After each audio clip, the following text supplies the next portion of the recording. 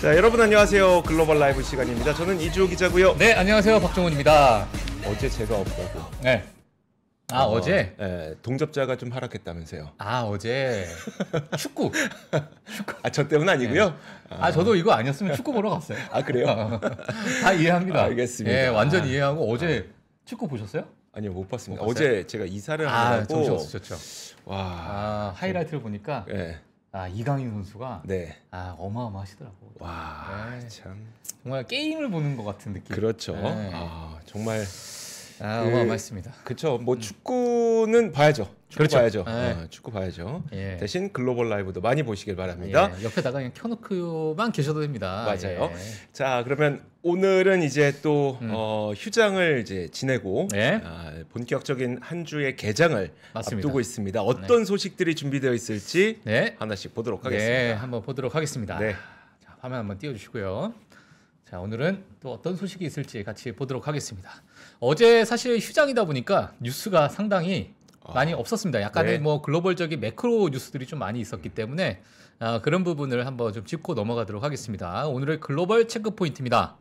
월요일 어제죠. 어제 같은 경우 미국 시장 휴장이 있었고요. 네. 오늘 이제 아시아 시장이 전반적으로 좀 하락을 했다라는 소식이 좀 들렸습니다.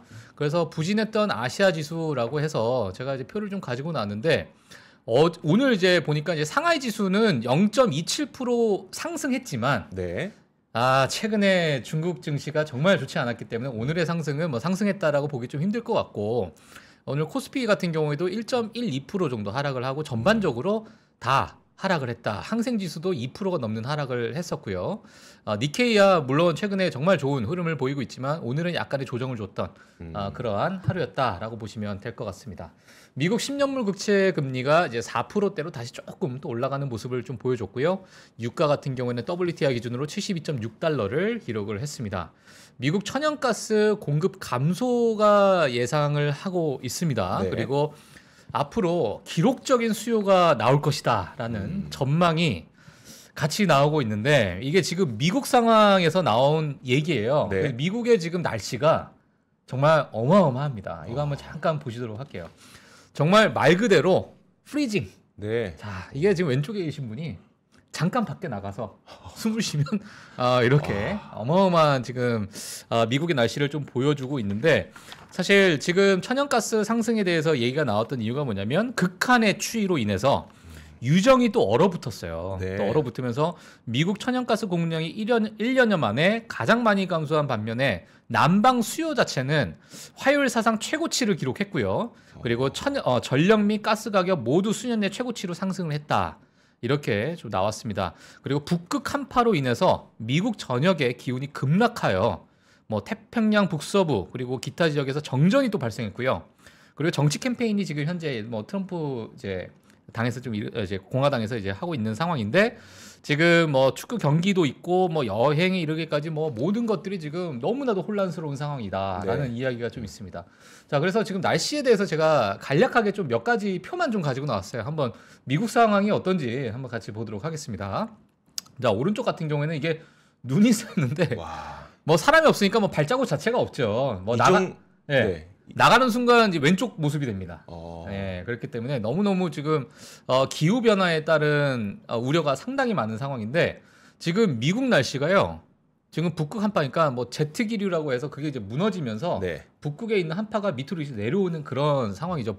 물론 이제 겨울이 되면 이 중부 지방을 중심으로 이렇게 얼어붙는 상황이 벌어지는데 이 기온 자체가 지금 보라색이잖아요. 네. 보라색이 지금 화씨로 봤을 때 뭐 네. 마이너스 20, 마이너스 26 이런 부분 지금 섭씨 우리나라로 만약에 따지게 되면 영하 30도입니다. 영하 30도, 영하 35도. 네. 정말 극한의 지방은 영하 40도. 이러한 상황이다 보니까 지금 앞으로 또 어떠한 일이 일어날까에 대한 우려가 정말 많은 상황이고 지난주에 제가 가지고 왔던 자료를 보게 되니까 잠시 보여드렸었는데 향후 10년 내에 우리가 우려해야 될 앞으로 나올 문제점들 우리가 좀 지켜봐야 될 부분이 도대체 어디냐 어떤 분야를 봐야 되냐 했을 때 기후변화에 따라 우리가 많은 어떤 산업 자체가 변화할 수 있을 것이다. 생태계가 바뀔 수 있을 것이다. 뭐 지구의 시스템 자체가 아마 크게 변화가 있을 것이다라는 얘기가 나온 상황이잖아요. 자, 이게 지금 2024년에도 2023년이 정말 기록적인 어떤 더위를 보여줬던 그런 해였는데 네. 유럽에서도 많은 사망자가 또 나왔었고요. 근데 2024년에는 작년보다 더 더운 이제 해가 되지 않을까라는 이야기가 좀 나오고 있습니다. 지금 화면 보시게 되면 비공식적 지열벽 최저기온 경신이에요. 이제 이렇게 제가 제목을 썼는데 지금 파란색 점으로 되어 있는 부분이 데일리로 봤을 때는 가장 또 최저기온을 또 경신한 그런 위치를 지금 점으로 지금 찍은 상황이기 때문에 지금 앞으로 2024년에 또 기후 변화가 또 어떻게 일어날지를 저희가 좀 지켜봐야 될 것 같다. 이러다 보니까 지금 뉴스 제가 사실은 영어로 치고 많은 분들께서 그래도 좀 편하게 보시라고 제가 한글로 좀 번역을 해놨습니다. 네. 해놨는데 2024년에도 역대급 기후 변화를 예상하는 학자들이 대거 의견을 표하고 있는 상황이다. 그러다 보니까 헤드라인 자체가 2024년이 역대 가장 더운 해였는데 네. 야 2024년은 더 더울 수도 있다. 그리고 미국의 과학자들의 3분의 1 확률로 2024년에도 기록적인 더위가 찾아올 것이다. 그러니까 지금도 마찬가지로 기록적인 추위가 오고 있는 상황이지만 더위도 마찬가지로 극단적으로 어마어마하게 더워질 것이다라는 의견이 지금 나오고 있는 상황입니다. 자, 이러다 보니까는 앞서서 말씀드린 것처럼 천연가스가 공급이 감소가 된 상태에서 수요는 어마어마하게 늘어날 것으로 예상하게 되면서 아마 폭발적인 어떤 상승이 좀 나오지 않을까라는 시장의 우려가 좀 있는 상태다. 이렇게 보시면 될 것 같습니다. 네, 그리고 이제 다음 뉴스 바로 넘어가도록 하겠습니다. 자, 예멘 후티 반군이 미 선박을 공격할 것이다라고 발표를 했어요. 공식적으로 이제 대변인이 나와서 이런 얘기를 했습니다. 자, 그래서 예멘 후티 반군이 목표를 미국 선박까지 이제 확대할 것이라고 이란 연합군 관계자가 이렇게 이야기를 좀 했어요. 그러다 보니까 후티 반군 대변인이 이런 이야기를 했습니다. 우리가 목표를 삼으려면 그 배가 반드시 이스라엘로 향할 필요는 없다. 미국 선박이면 충분하다. 네. 그러니까 우리가 해야 될 목적은 사실 처음에는 이스라엘로 가는 그 선박이었는데 네. 이제 미국 선박이면은 우리 목표는 뭐 달성한다라는 그러한 뉘앙스로 또 이야기를 좀 했어요. 이러다 보니까 미국은 이제 해양 안보에 있어서 위기에 처할 그런 위치에 지금 처해 있다라고 이야기를 하게 되면서 사실 예멘에서 양국이 시작한 공격으로 인해서 영국과 미국 선박이 정당한 표적이다라는 표현을 또 쓰게 되면서 지금 홍해 부근의 긴장감이 더 극대화되고 있는 상황이다라고 보시면 될 것 같습니다. 다음 뉴스로 바로 넘어가게 되면 또 연결되는 뉴스인데요. 홍해 위기로 인해서 지난주에 제가 테슬라가 2주 정도 자동차 부품으로 인해서 2주 정도 베를린 공장을 잠시 운영 중단한다라는 이야기가 나왔는데 테슬라에 이어서 이제 볼보도 생산이 일시적으로 좀 중단하겠다라는 이야기가 나왔습니다. 마찬가지로 공급망 이슈 때문에 자동차 이제 부품에 대한 이야기도 좀 나와 있는 상태다 이렇게 보시면 될 것 같습니다. 그래서 홍해 위기가 지금 점입가경으로 점점 안 좋아지고 있는 상황이다 이렇게 보시면 될 것 같고요. 저희 구독자분들 가운데 아마 해외 사시는 분들 꽤 많은 걸로 알고 있거든요. 미국 현지에 계시는 분들도 그렇고. 근데 이게 덴버 이야기님이 지금 덴버의 현지 기온이 영하 28도다. 야, 이렇게 28도면 도대체 뭐 철원에 계셨던 분들 철원 정도면 가능할 법도. 한겨울 철원. 고산지대. 근데 저는 아까 그 사진 보고 미국 대륙이 저러면 캐나다는 얼마나 추운 겁니까? 그렇죠. 거기는 저도 뭐 잠시 있어봤는데 5월 달까지 눈보라가 치는 그런 하여튼 그러한 부분이고. 그렇군요. 제가 예전에 하나의 일례로 보게 되면 문을 열었어요. 그날이 중간고사 보는 날이었습니다. 문을 딱 여니까 눈이 정말 농담이 아니라 제 눈높이까지 차서 문을 다시 닫았습니다. 그랬던 이런 약간의 추억이 있네요. 알겠습니다. 그러니까요. 많이 춥습니다. 자, 그리고 다음 뉴스 한번 가볼까요? 네, 다음 뉴스 보도록 하겠습니다. 골드만삭스에서는 여전히 뭐 시장에 대해서 낙관적으로 본다라고 표현할까요? 잘 모르겠지만은 올해 3월부터 시작해서 총 5회 금리 인하를 전망한다라는 이야기가 좀 나와 있는데 이 금리 인하에 있어서는 50bp 수준의 금리 인하는 전망하지 않는다. 25bp 단으로 이제 전망을 한다라고 이야기가 좀 나와 있는 상태고, 물론 그 기변에는 그 저변에는 인플레이션이 지금 생각보다 제대로 좀 잡혀가고 있는 상황이고 연착륙 시나리오를 보고 있다 이런 이야기가 뭐 지속적으로 나오고 있는 상황이기 때문에 오늘 또 나와서 네. 제가 좀 가지고 나왔습니다. 그리고 애플에 관련된 뉴스 두 가지를 제가 가지고 나왔는데 애플이 과거에 스마트워치의 수입 금지가 잠시 있었다가 네. 다시 이제 풀렸죠. 그게 이제 법원에서 이 결정이 나기 전까지는 임시적으로 이제 판매를 할 수 있게 허가를 내줬는데 이 수입 금지 조치를 피하기 위해서 맥박 산소 측정기를 제거하겠다. 그 기능을 제거하겠다라는 얘기를 했어요. 자, 그렇기 때문에 이 뉴스를 제가 좀 가지고 나왔는데 수입 금지가 사실 2021년 애플이 시계에 맥박 산소 측정기를 추가하면서 이 마시모와 이제 격돌을 하게 된 거죠. 네. 이거 우리가 만들었던 건데 너희가 지금 이거를 뺏어간 거다. 네. 이런 얘기가 나오게 되면서 법원은 사실 마시모 쪽에 손을 들었습니다. 이러다 보니까 사실 이게 뒤집히기가 정말 쉽지 않다라고 느꼈던 것 같아요. 애플 입장에서도. 이러다 보니까 바로 그냥 맥박산소 측정기에 대한 기능은 제거하겠다라고 이야기가 나온 상태입니다. 제가 지난번에 그 얘기 했었잖아요. 그러니까 이거를 그 기능을 제거하기 위해서 소프트웨어로 그 기능이 발현되지 않도록 하겠다고 얘기한 사람이 있었다. 그랬더니 박 팀장이 막 비웃었잖아요. 네. 왜 비웃었지? 누구한테 들은 거냐고. 아는 형한테 들었냐고. 네. 아니 그렇게 하잖아요. 그러네요. 결국 그렇게 된다니까요. 그 공신력 있는 주위 사람 어디서 드셨어요? 그걸 드셨어요? 아니 기사에서 본 거예요. 기사에서 본 그래요? 건데. 예. 아니 그때 너무 비웃음을 많이 당해갖고 한이 쌓였어. 내부 관계자가 네. 여기 3% 관계자인 줄 알고. 에이 어떻게 알아? 알겠습니다. 그렇습니다. 네. 그래서 이조 기자님이 가지고 오셨던 그때 당시에 네. 내부 관계자 이야기가 맞았다. 요거를 다시 한번 강조드리겠습니다. 뭐 전해지는 이야기 전해지는 정도였었는데. 이야기? 네. 예. 자, 그래서 이런 기능이 이제 소프트웨어 단에서 제거가 된다라고 이야기가 나왔고요. 그리고 금지 조치는 특히나 이제 애플워치 시리즈 9 그리고 울트라 2에 적용이 된다라고 네. 이야기가 나왔습니다. 자, 다음 애플 뉴스 하나만 더 짚고 넘어가도록 하겠습니다. 중국 내 매출 우려로 이것도 마찬가지죠. 사실 한 2주 전에 저희 글로벌 라이브에서 한번 언급해 드린 적이 있었던 것 같은데 네. 예외적인 할인 판매를 이제 본격적으로 대대적으로 외신에서 보도를 하고 있어요.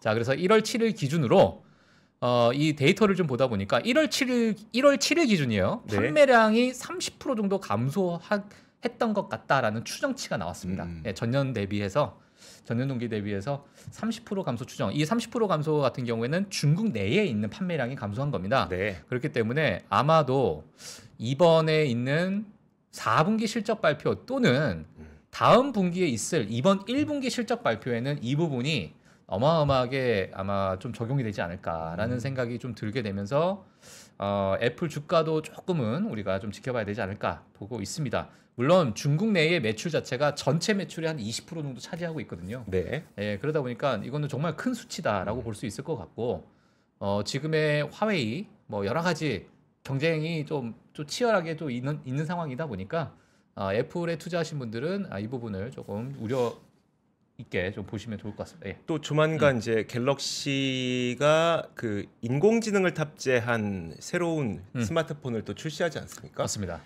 여기에 대한 기대감이 좀 있어요. 그러니까 뭐 실제로 우리가 뭐 정말 실생활에서 그냥 한번 호기심 삼아서 한번 해볼 법한 AI가 탑재될지 아니면 우리가 실생활에서 계속 이용할 AI가 탑재될지는 아무도 모릅니다. 그렇죠. 공개돼봐야 아는 건데.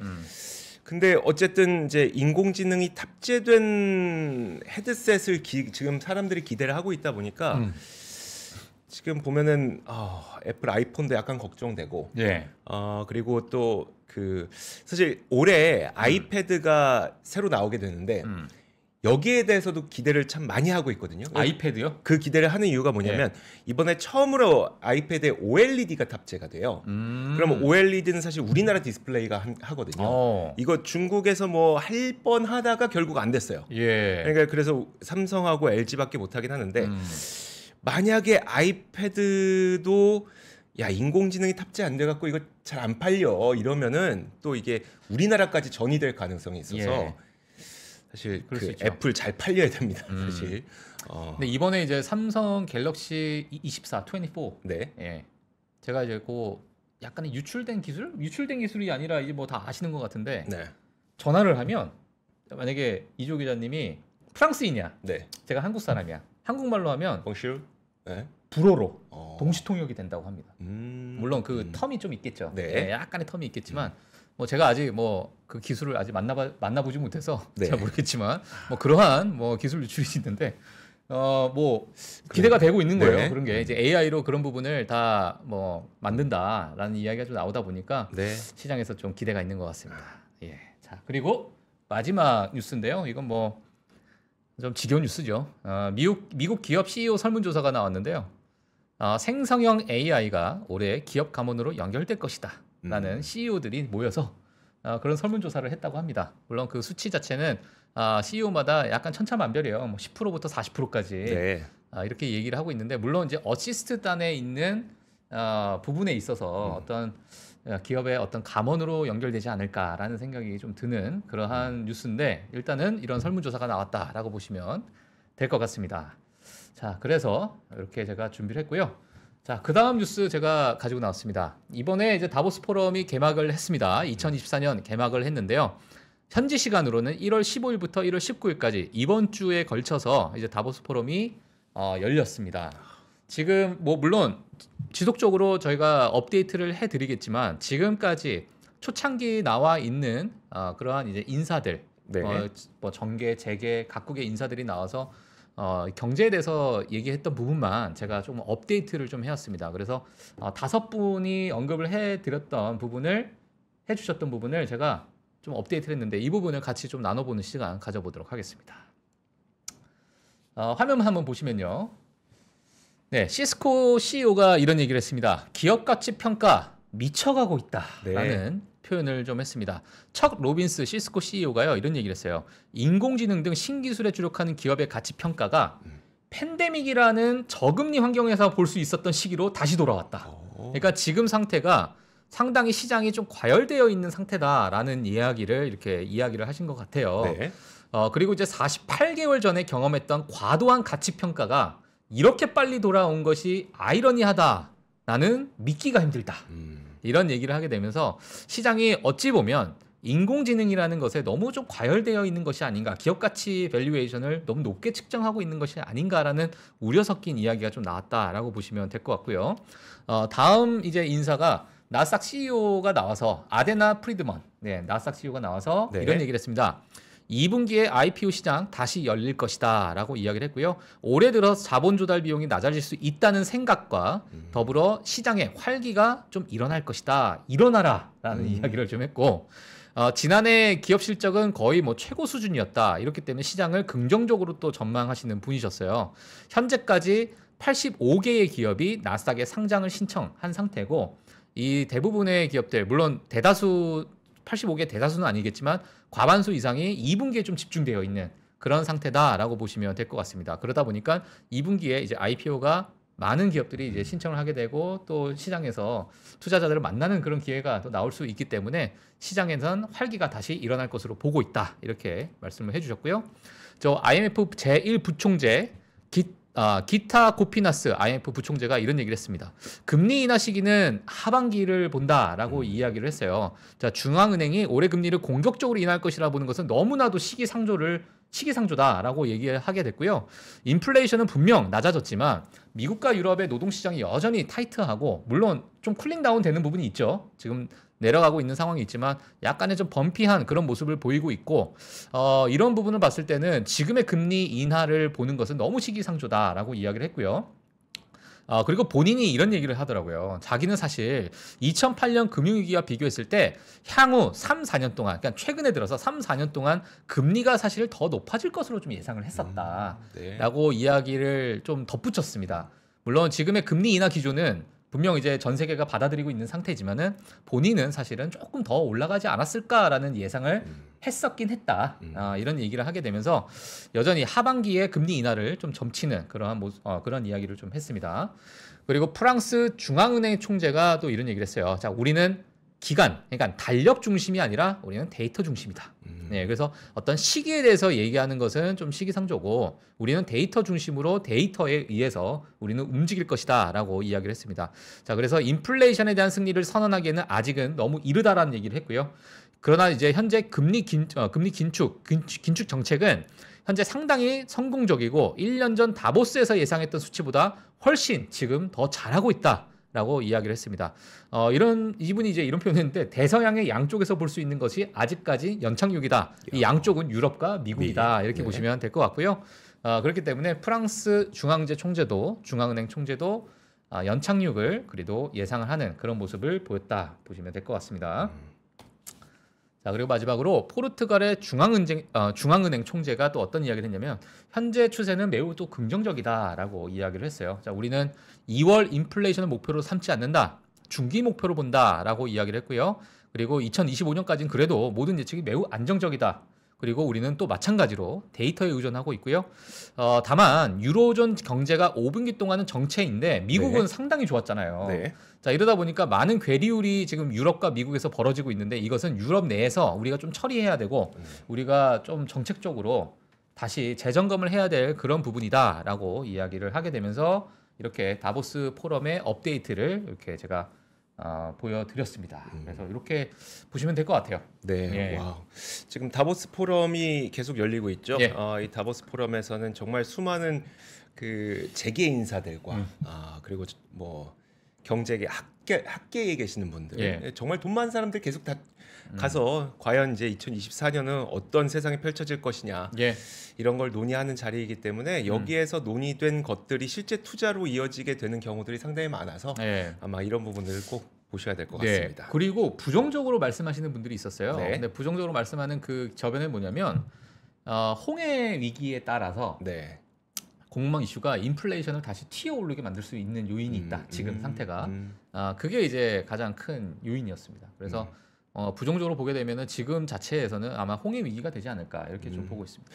알겠습니다. 저는 오늘 일정 한 개 준비했고요. 네. 그리고 그 다음으로 볼 수 있는 거는 저도 대체로 이제 금리 인하에 대한 이야기를 좀 해볼 건데 사실 좀 생각해볼 부분이 있을 것 같아서 준비를 했습니다. 일단 오늘 일정 하나만 살펴보도록 하죠. 화면 함께 보시면 이제 내일 새벽 1시에 매파인 월러 이사의 연설이 예정이 되어 있습니다.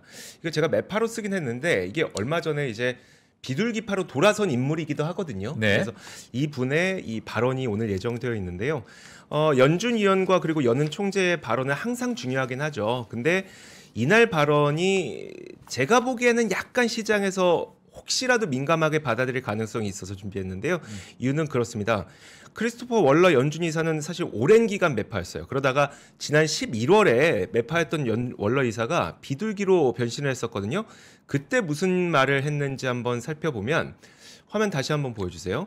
지난 11월에 그러니까 원래 매파였던 월러가 11월에 비둘기로 변신을 했습니다. 그러면서 현재 금리 수준이라면 물가 낮추기에 충분하다라는 이야기를 했어요. 그러면 이게 무슨 말이냐면 더 이상 금리를 올리지 않고라도 이 정도 유지한다면 물가는 계속 내려가서 우리의 목표인 2%까지 도달할 수 있어 라고 하는 것이기 때문에 예. 지난해 11월에 사실상 금리 인상 종료의 신호라고 해석이 되고 있기도 하거든요. 그런데 이분이 오늘 이제 발표를 하게 되는 겁니다. 사실 근데 지금 월러 이사가 이런 말을 하고 나서 11월부터 여러분들 기억해 보시면 10월에 다시 단기 저점을 찍고 1월까지 정말 사상 최고치로 다시 한번 회복을 했잖아요. 네. 그러니까 이 기대감을 갖고 종료에 대한 기대감을 갖고 시장이 이만큼 올라왔기 때문에 만약에 이분이 비둘기파적인 발언을 하면 이건 시장에서 이미 기대하고 있던 것을 얘기를 한 것이기 때문에 큰 영향은 없을 가능성이 있는데 만약에 이분이 좀 매파적으로 다시 한번 이제 방향을 전환해 버린다거나 뭔가 말하는 뉘앙스가 약간의 매파적이라거나 그러면은 시장에서는 조금 실망할 가능성이 있어서 이분이 어떤 이야기를 하는지가 좋은 점은 별로 없을 것 같은데 여차하면 이제 나쁜 점이 있을 수 있을 것 같아서 오늘 이분의 연설을 한번 들어보시면 좋을 것 같고요. 야, 네. 2달 만에 비둘기에서 매로 다시 변신하지는 않겠죠. 그러진 않겠죠. 그럴 리는 없죠. 네. 연준 이사들이 워낙 연준이라고 하는 그 조직 자체가 네. 하드 데이터, 그러니까 정말 굳건하게 쌓인 데이터를 갖고 판단을 하기 때문에 그렇게 쉽사리 바뀌지는 않는데 이게 뉘앙스라는 게 있잖아요. 그러니까, 예. 그러니까 자기 속내가 잠깐 들켰을 때 예. 이런 일이 있을 수 있어서 그래서 한번 준비를 해봤습니다. 예전에 제가 봤던 우레메 네, 자주 바뀌었거든요. 우레메. 우레메가 바뀌었어요? 우레메 아세요? 우레메? 저 알죠. 심영래. 씨. 네. 갑자기 막 매파라고 하니까 우레메가 생각나요. 우레메. 예. 자, 그리고 다음으로 볼 거는 이겁니다. 그러니까 올해 지금 금리 인하에 대한 시장의 기대가 7번이더라고요. 와, 3월부터 시작해서 매 회의 때마다 계속 내려갈 거다라는 기대가 시장에 작용을 하고 있어요. 왜 저렇게 기대를 하지? 저 정도는 좀 과하지 않아요? 저도 잘 모르겠어요. 이게 진짜 가능할까요? 이게 정말 현실적으로 가능할까요? 물론 될 수도 있는데 이게 진짜 가능한가? 어쨌든 이건 시장에서 기대하고 있는 수치라는 걸 우리는 CME 패드워치에서 보고 있는 거잖아요. 그럼 저는 문득 어떤 생각이 들었냐면 지금 시장이 거의 다시 한번 S&P 500 기준으로 사상 최고치 부근까지 올라왔습니다. 그러면 이건 이렇게 올라왔던 데에는 이 정도의 시장 기대감은 반영되어 있는 것 아닌가라는 생각이 드는 거예요. 그러면 근데 만약에 그러니까 이런 것 때문에 사실 시장에서는 긍정론자들이 이런 걸 기준으로 근거로 지금 시장은 오를 수 있다고 주장을 하고 있는 건데 반면에 약세론자들은 또 어떻게 얘기를 하냐면 이건 올해 미국 재무부가 발행할 국채의 양입니다. 가장 오른쪽을 보시면요. 작년에 그렇게 국채 발행 많이 해서 10월에 막 국채 금리 5%까지 뛰어오르고 했던 게 총 1년을 합쳐보면 약 1조 달러 정도가 되는 거거든요. 그런데 올해 국채 발행이 예정된 물량이 1조 9천억 달러라는 겁니다. 거의 2배가량 많은 국채가 올해 발행이 된다면 사실 이 국채 발행이 1년 동안 나눠서 발행이 되면 수급상으로 그렇게 큰 문제가 없을 수도 있기 때문에 금리가 올라간다 이런 얘기는 아닌데 금리가 그렇게 빠르게 떨어지기도 쉬운 상황은 아니다. 그렇죠. 라는 것을 좀 이렇게 시사를 하고 있는 겁니다. 물론 이렇게 발행한 국채를 연준이 사주면 돼요. 연준이 사주면 사실 시장 금리에 미치는 영향은 상당히 작을 수 있습니다. 그렇죠. 왜냐면 연준이 사니까. 그런데 사실 연준도 지금 QT를 하고 있거든요. 그러니까 양적 긴축을 하고 있다는 거는 본인들이 보유하고 있던 채권을 줄이고 있다는 거잖아요. 양적 긴축을 하고 있는데 여기에서 그러면 연준이 이걸 다 소화해 줄 수 있을 것인가가 약간 의문스럽죠. 그래서 요즘에 가끔 여러분들도 뉴스 보시다 보면 뭐 JP모건이나 어떤 월가 IB들이 하는 얘기가 QT를 차차 슬로우 다운 하기 시작해야 되는 시기다라는 이야기들을 좀 하고 있습니다. 이런 것들이 영향을 미친다는 거예요. 이게 이만큼 많은 국채 발행이 예정되어 있을 때 이 QT를 차차 슬로우 다운하기 시작해야 시장이 좀 사줄 수 있다. 이런 얘기를 하고 있는 거니까 이런 맥락에서 이야기가 나오고 있다는 점을 좀 염두에 두시면 좋을 것 같습니다. 그래서 금리가 정말 매 회의 때마다 한 번씩 떨어지는 금리 하락이 정말 실현 가능할까? 불가능. 저는 다시 한번 이걸 한번 우리가 같이 고민해봐야 되지 않을까 싶어서 이런 내용을 좀 준비를 해봤습니다. 알겠습니다. 자, 왜? 아니 그렇게 긍정적으로 보는 골드만삭스도 5번이라고 얘기했는데, 7번은 어디 부러지는 거죠, 이건. 7번은 그렇죠. 그래서 너무 우리가 너무 앞서가면 또 실수하기 마련이니까 좀 차근차근 지켜보자고요. 자, 1부는 여기서 마치도록 하겠습니다. 잠시 후 2부에서는 여러분들 굉장히 사랑하시는 분이 기다리고 계십니다. 어떤 분일지 잠시 후에 만나보도록 하죠.